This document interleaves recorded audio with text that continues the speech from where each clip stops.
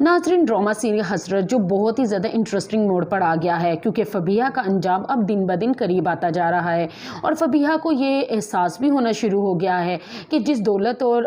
उसने स्टेटस की लालच में अरहम से शादी की थी, अरहम तो वैसा निकला ही नहीं, क्योंकि जो कुछ भी था वो तो उसकी बीवी सनाया का था, क्योंकि सनाया की जॉब भी स्ट्रॉन्ग है, उसके पास गाड़ी भी है, प्लॉट भी है, और अरहम की तो गाड़ी भी चली गई और आहिस्ता आहिस्ता नौकरी भी जा रही है।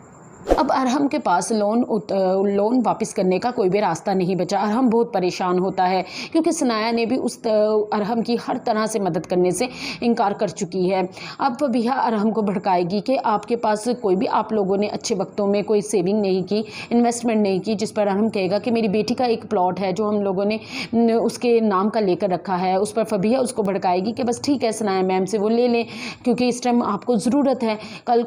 जब आपके हालात अच्छे हो जाएंगे फिर प्लॉट ले लीजिएगा। जिस पर जब अरहम सनाया से प्लॉट का मुतालबा करेगा तो सनाया साफ मना कर देगी कि वो प्लॉट मेरी बेटी का है और हमने उसके लिए इन्वेस्ट की हुई है, मैं उस प्लॉट को कभी नहीं बेचने दूंगी। जिस पर अरहम सनाया को खूब सुनाएगा कि मैं पहले सोचता था कि मैंने तुमसे वाकई ही बेवफाई की, मुझसे गलती हो गई, लेकिन तुम जैसी बेवफा औरत के साथ ऐसे ही होना चाहिए और मैंने सही किया जो तुम पर फ़बीहा को फोकियत दी और उससे शादी कर ली। जिस पर सनाया को बहुत गुस्सा आएगा अरहम की बातें सुनकर, और दूसरी तरफ फ़बीहा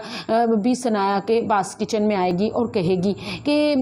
अभी तो शुरुआत है, अभी तो आपसे प्लॉट गया है, आहिस्ता आहिस्ता आप देखिएगा कि मैं आपसे क्या कुछ लेती है, अभी तो ये घर भी लेना है, आपके बच्चे भी लेना है। उस पर सनाया गुस्से से फ़बीहा को कहेगी कि अपनी बकवास बंद कर, अगर मेरे बच्चों का नाम भी लिया ना तो मुझसे बुरा कोई नहीं होगा। फ़बीहा जितनी मर्जी चलाकियाँ चाले चल लें, लेकिन फ़बीहा को ये नहीं पता कि एंड पर इसके हाथ में कुछ भी नहीं आना, ये खाली हाथ ही रह जाएगी। और दूसरी तरफ फ़बीहा की सगी बहन फरहीन नहीं और उसके और हमज़ा के दरमियान जो इख्तलाफात पैदा किए थे, आज वो कामयाब हो रही है। हमज़ा तो कामयाबियों की सीढ़ियाँ चढ़ रहा है, साथ साथ फरहीन भी उसके साथ शादी करने के ख्वाब देख रही है और अपनी माँ से भी कह रही है कि आप हमज़ा को समझाएं कि वो अपनी ज़िंदगी में फ़बीहा को भूलकर आगे बढ़ जाए और किसी की अच्छी सी लड़की से शादी कर ले। लेकिन फरहीन को ये नहीं पता कि उसकी माँ के भी दिल में यही ख्वाहिश है कि फरहीन और हमज़ा की शादी हो जाए।